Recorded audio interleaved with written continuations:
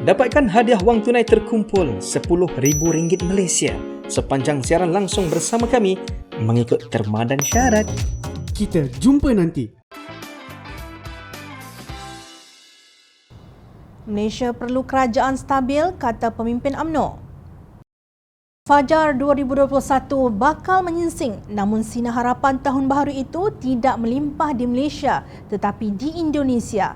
Perkara ini diakui oleh Timbalan Presiden UMNO Datuk Seri Mohamad Hassan dalam satu kenyataan di Facebooknya. Beliau merujuk kepada laporan teknologi terkini Nikkei Asia pada 4 Disember 2020 yang menyebut bahawa Indonesia terus menarik syarikat teknologi gergasi Amerika melabur dalam pelbagai perniagaan internetnya.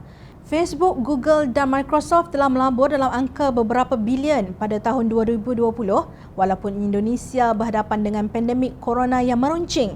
Begitu juga termasuk Alibaba dan SoftBank Japan. Gojek, Tokopedia dan Bukalapak antara yang menerima pelaburan signifikan dalam bulan November 2020 dalam angka ratusan juta US dollar, kata Muhammad. Menurut beliau, ekonomi digital Indonesia telah berkembang 5 kali ganda semenjak 2015. Katanya kini ia dianggarkan bernilai 44 bilion US dollar pada 2020 dan akan mencapai 125 bilion US dollar pada 2025. Menjelang tahun 2025, Indonesia akan menjadi ekonomi kelima terbesar dunia. Sebaliknya, kata Muhammad, Malaysia pada tahun 2020 menyaksikan pelbagai drama politik yang terus menyuramkan lagi iklim pelaburan. 3 minggu dari sekarang akan menyingsinglah Fajar 2021. Kita akan mengakhiri tahun 2020 dengan tiada pencapaian penting, apatah lagi lonjakan baharu untuk kemajuan dan kebolehsaingan, ujarnya. Beliau berkata Malaysia jauh ketinggalan berbanding dengan negara jiran seperti Indonesia, Vietnam, Thailand, Cambodia dan Singapura yang terus menunjukkan pencapaian ekonomi yang berdaya saing, menarik pelaburan teknologi dan menjadi negara perindustrian yang penting. Sesuatu mesti dilakukan segera. Kelesuan iklim pelaburan kita tidak boleh berterusan begini.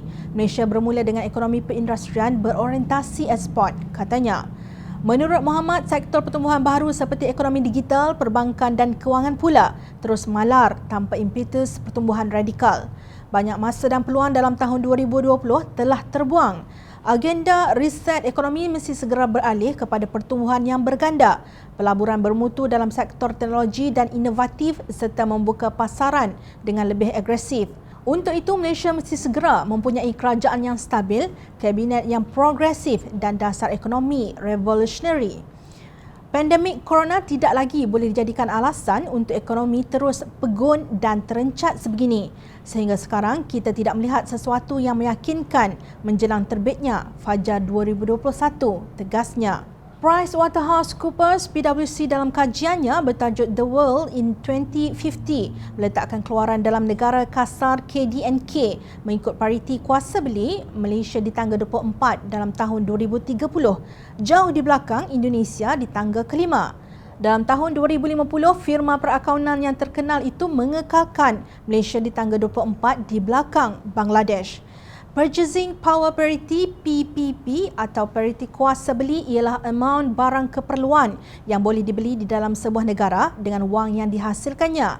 Jom Channel ingin bertanya kepada Muhammad, bagaimanakah Malaysia mampu segera menjadi yang terbaik semula di Asia Tenggara tanpa berlengah seperti yang beliau impikan jika Kabinet XXL ini hanya dipenuhi gerombolan kakistokrasi?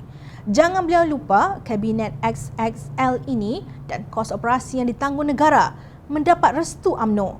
Jika sikap pemimpin UMNO sendiri tidak berubah, maka bekas Menteri Besar Negeri Sembilan itu bolehlah terus bermimpi.